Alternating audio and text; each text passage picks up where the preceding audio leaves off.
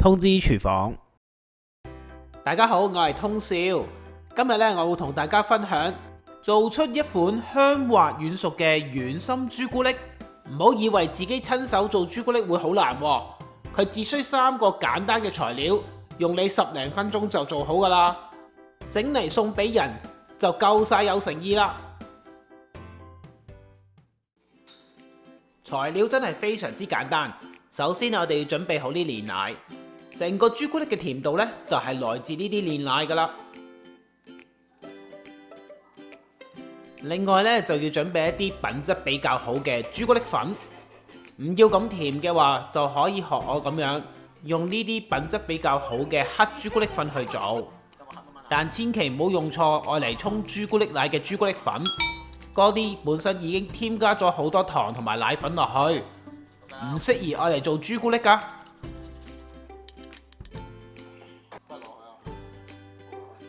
做呢一個朱古力呢，大家最好都用易結鑊去做，唔使驚佢燶，唔使驚佢黐底啊嘛。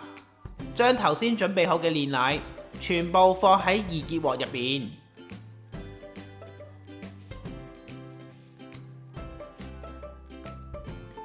然後就可以加埋指定份量嘅牛油落去，跟住就可以開中慢火，我哋要慢慢將啲煉奶煮滾，同埋煮溶啲牛油。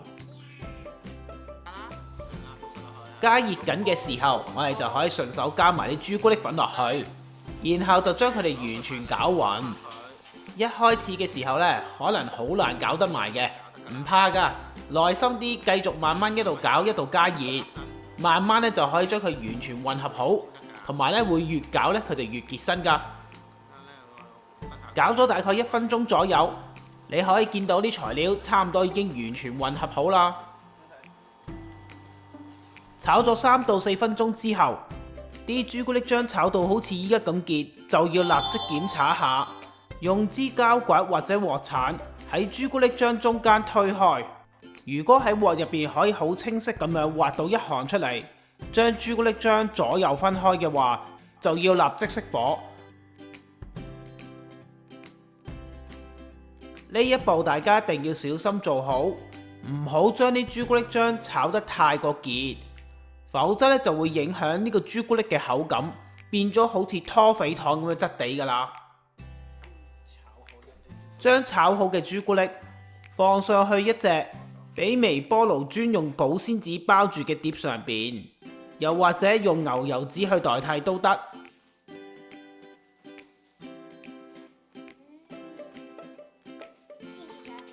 然後就用保鮮紙或者牛油紙將個朱古力好好咁包好，放喺4度嘅雪櫃，至少都要雪佢2個小時㗎。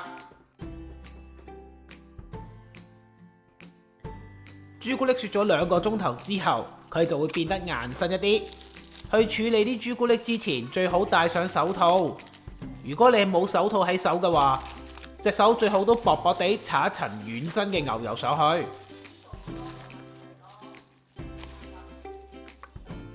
我呢個食譜嘅份量可以做到大概220克嘅朱古力出嚟。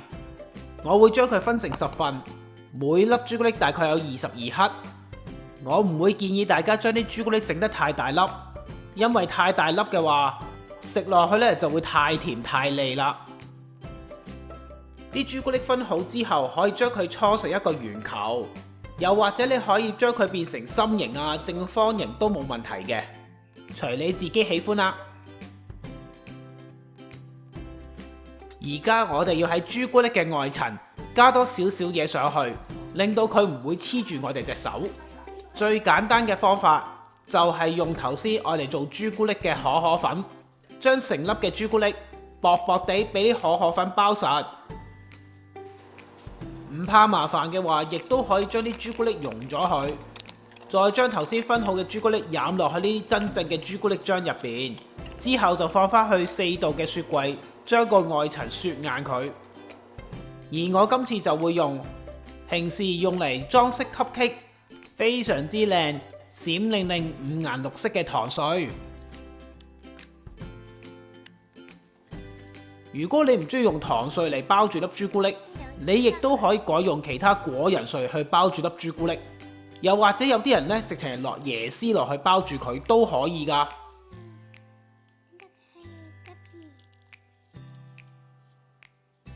超級簡單嘅軟心朱古力就完成啦，大家呢可以立即享用。放喺室溫嗰度可以放1到2日都冇問題嘅。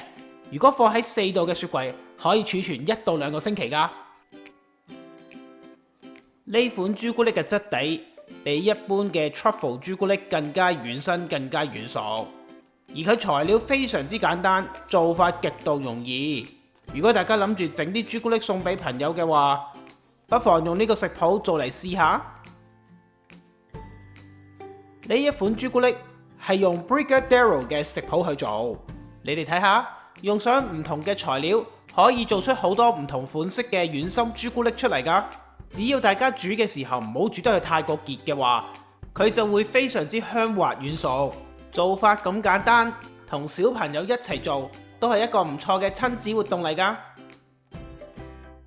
材料正確嘅份量、食材嘅牌子同埋相片都可以去我文字食譜嗰度揾到。喺呢條片嘅煙火就有呢個食譜嘅連結提供俾你去參考㗎啦。通知廚房嘅專屬網頁仲有更多免費嘅影片同食譜分享，大家千祈唔好錯過啦！中意呢條片嘅話，記得要俾 like 同埋 share 出去，仲要記得訂閱同埋撳埋隔離個鐘仔，咁我新片一出先可以通知到你㗎。多謝大家收睇，下次再見，拜拜。